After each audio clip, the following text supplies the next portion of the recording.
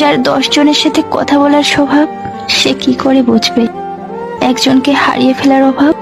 মাঝে মাঝে মনে হয় কিছু মানুষের সাথে পরিচয় না হলেই হয়তো ভালো হতো। আগে যদি জানতাম জীবনের সব চাওয়া পূরণ হবে না, তাহলে কোনোদিন তোমাকে পাওয়ার আশা করতাম না। কখনো কখনো অন্যের ভালো থাকার জন্য নিজেকে দূরে সরিয়ে রাখতে হয়।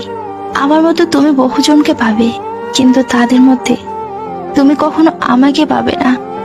সম্পর্কের গুরুত্ব কমে গেলে দূরত্ব বাড়িয়ে দেওয়া উচিত, কারণ তুমি যতই তাকে বোঝাবে, গুরুত্ব দিবে, সেটাই আজকের দুনিয়ায় সবচেয়ে বেশি মূল্য দেয়। সত্যিটা কেউ বোঝে না, উল্টে অপমান পাওয়া যায়। যার 10 জনের সাথে কথা বলার স্বভাব, সে কি করে বুঝবে একজনকে হারিয়ে ফেলার অভাব? মাঝে মাঝে মনে হয় কিছু মানুষের সাথে পরিচয় না হলেই হয়তো ভালো হতো। আগে যদি জানতাম জীবনের সব চাওয়া পূরণ হবে না, তাহলে কোনোদিন তোমাকে পাওয়ার আশা করতাম না।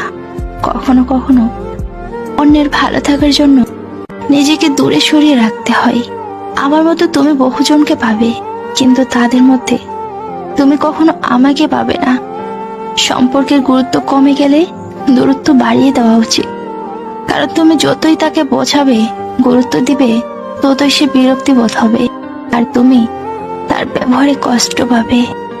আপন মানুষ কখনো পর হয় না, যদি পর হয় তবে বুঝে নিও সে কখনো তোমার আপনজন ছিল না।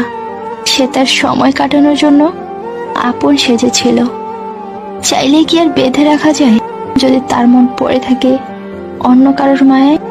বিশ্বাস একটা ভয়ঙ্কর জিনিস। বিশ্বাস একটা ভয়ঙ্কর জিনিস, যা দেখা যায় না, ছোঁয়াও যায় না। সেটাই আজকের দুনিয়ায় সবচেয়ে বেশি মূল্য দেয়। সত্যিটা কেউ বোঝে না, উল্টে অপমান পাওয়া যায়। যার 10 জনের সাথে কথা বলার স্বভাব, সে কি করে বুঝবে একজনকে হারিয়ে ফেলার অভাব? মাঝে মাঝে মনে হয় কিছু মানুষের সাথে পরিচয় না হলেই হয়তো ভালো হতো। আগে যদি জানতাম জীবনের সব চাওয়া পূরণ হবে না, তাহলে কোনোদিন তোমাকে পাওয়ার আশা করতাম না। কখনো কখনো অন্যের ভালো থাকার জন্য নিজেকে দূরে সরিয়ে রাখতে হয়। আমার মতো তুমি বহুজনকে পাবে, কিন্তু তাদের মধ্যে তুমি কখনো আমাকে পাবে না।